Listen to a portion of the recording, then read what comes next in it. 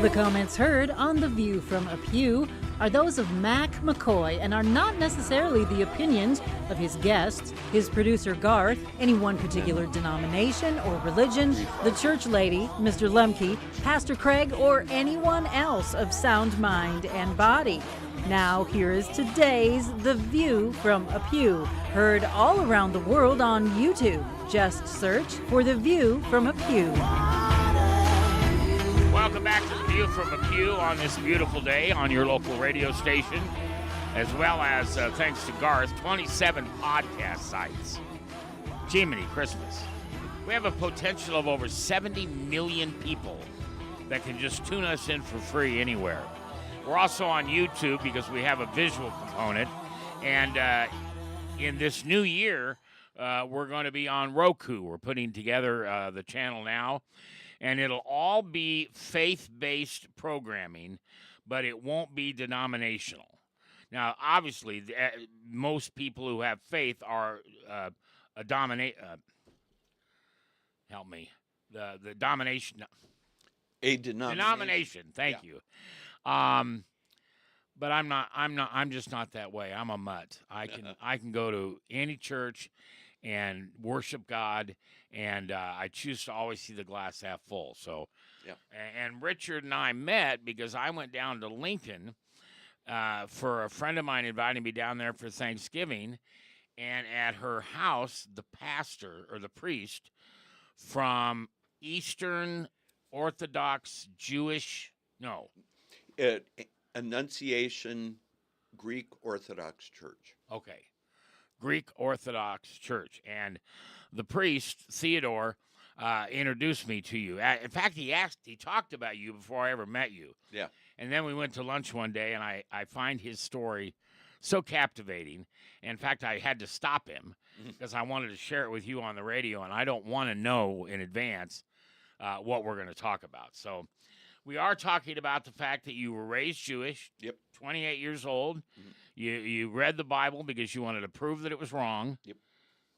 But Jesus had a different idea for you. He sure did. Yeah. Yes. Now, I noticed on the notes here, you were a big fan of Bob Dylan until he became a Christian. Yes.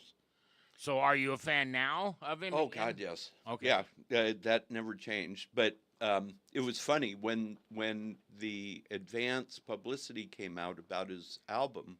There was a lot of press. This is 1979, and reviews of this, and I was convinced that it was a hoax. Oh. That Bob Dylan was playing a joke on everybody. So I was first in line at Tower Records on Hollywood Boulevard. Wow. When the doors opened the day that the album was released, I bought the album, brought it home, and listened to it. And I was listening to it with an ear towards finding the hook. Yeah. Where Bob was singing about all this stuff, but, surprise, it's a joke, or April Fool. Yeah. But I couldn't. If you've not heard Slow Train Coming by Bob Dylan, who hasn't heard you've got that whole album's one of the most beautiful Christian testimonies I've ever heard. Yeah, Slow Train Coming is, that's been covered several times. Oh, yeah. And it's usually by someone who also shares in the Christian faith. Oh, yeah, it's a beautiful album about his Christian witness. Yeah. So what I decided to do, and forgive me, don't laugh, but I had decided I was going to read the New Testament, disprove the New Testament on its own terms, using the Old Testament. And I was going to show that Christianity was false. I was going to write it up. I was going to send a book, make a book, disproving Christianity. I was naive enough to think that this had never been done before. I was a kid. I was going to send a copy to Bob Dylan, Billy Graham, and the Pope. Oh, my. And that would take care of it. And that would That's end how a lot of jokes start, right? Yeah. Billy Graham, the Pope, and Bob Dylan are in a bar. Yeah, there you go. And I was going to, reveal the falsity of the New Testament with this book and put an end to it. And then Bob would say, oh, my gosh, I was wrong. And the Pope, of course, would say, "Oh, we got to disband this church because we were wrong. Who knew all this time?" And Well, you had pretty high expectations. I was ridiculous, but Well, no, so it's the journey God put you on. it was a tremendous. Yeah. It was so right after high school, I spent 6 months in Israel, and it just so happened, since I was new to Israel and I was considering maybe migrating to Israel, I wanted to know the countryside. Yeah. My grandfather bought me a bus tour of the Galilee. My kibbutz that I was living on was in northern Galilee. And so I took a bus tour around the Galilee, and it was a guided tour. It was great. But what my grandfather didn't realize, and I didn't when I got on, was it was sort of a Christian tour. Oh. So I was the only Jew in the bus. Oh, wow. And we went around to all the holy places. Here's where the Sermon on the Mount was. Here's the Cathedral of the Annunciation. We went to Bethlehem. We went Nazareth, all the important places. And we even went to the Jordan River and said, this is probably where John the Baptist baptized Jesus. And everybody on the bus got baptized. Did you notice my T-shirt on the door out there? Oh, no. I was baptized in the Jordan River. Oh, were you? And I bought the T-shirt, just to prove it. Well, and so I was the only one that stayed on the bus. And I said, I don't need that kind of stuff. But the interesting thing was, as I was going through reading the New Testament for the first time, when it would refer to cities and events, I could picture them because I had been there. I had had a visual image of the Sea of Galilee and of, Jerusalem and the different cities and places that are mentioned. And it was, and I said on the last show that I had started with Mark and then went to Matthew, Luke, and John. By the time I got to John, and I read the same account, the same ministry 4 times, and started to realize there were slight variations. Mm-hmm. In particular, the moment that I can say I became a Christian was when I read the story about Jesus feeding the 5,000. Yeah. We had been on that bus tour to a mountainside where they said, this is where Jesus fed the 5,000, or this is where he gave the Sermon on the Mount. And I could visualize it. Also at the same time, I was actually my first year of law school, and that summer of 79, I was clerking at the LA City Attorney's Office, and one of the things I had to do was read through police reports.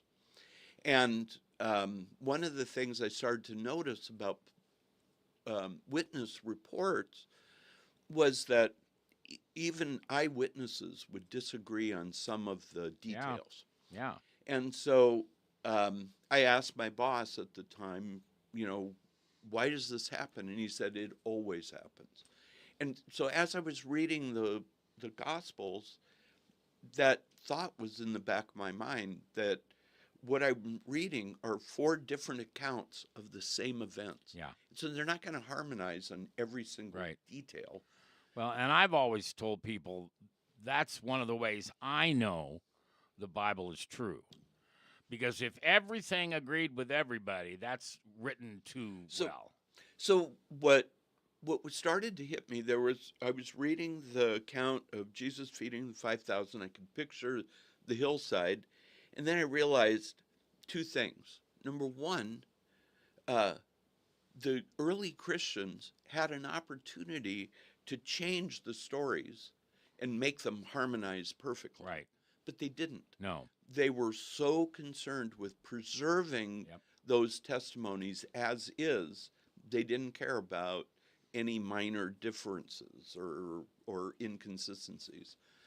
So what it did to me, and this is, I remember sitting at my desk with reading the Bible, and this thought just came on me. It was really the Holy Spirit just changed my thinking, that what I was reading were eyewitness accounts of actual events.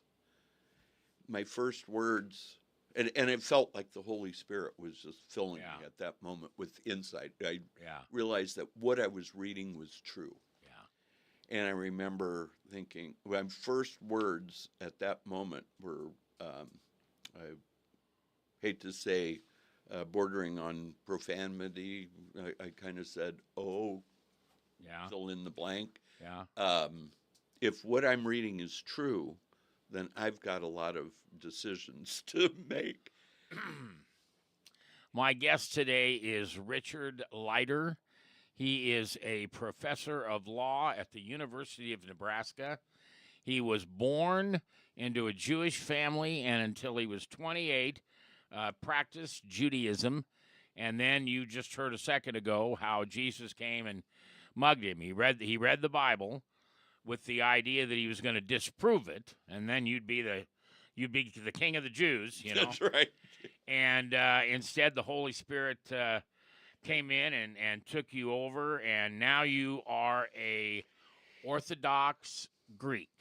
Orthodox Christian. Christian, okay. Yeah. They're not all Greeks, right? No. Okay. No. And I met Richard when I went down to the Orthodox Greek Church down in Lincoln a few weeks ago, and I just love his story. Now, when we come back, you started to tell me you have 4 questions. Yes. And these were questions that, as a Jew, you would ask Christians. Yes. I want to hear about this. You're going to love it. I'm going to love it. I'm going to love it. Okay. All right, we are here, and we're live on The View from a Pew. I want to thank my producer, Garth. Man, that guy is so awesome. He's got us on 27 podcast sites. We are all over social media, and which includes YouTube. And as of the beginning of the new year, we will have our own Roku channel. And I would invite you that if you would like to have a show on the Roku channel, just find me, okay? You can email me at Mac, like macaroni, M-A-C, at theviewfromapew.com, because I've got my own studio that you can use, and I've only got 2 rules. No swearing, and I don't want any anti-Christian stuff. I could sell time on that Roku all day long to atheists, but I'm not interested. I want to hear stories about people like Richard, who Jesus came along and said, "Hey, cowboy, follow me. We're going to do it this way." So that's what's coming up. We're going to come back with another show here in just a minute. And again, you can find this all on YouTube, Facebook, 27 sites. Just search for The View from a Pew. And we want to thank the folks at DivineTruthChristian.com. Great store, wonderful store. But you can also order online at DivineTruthChristian.com. And you'll also actually talk to a human being. Divine Truth Christian Store, where you'll find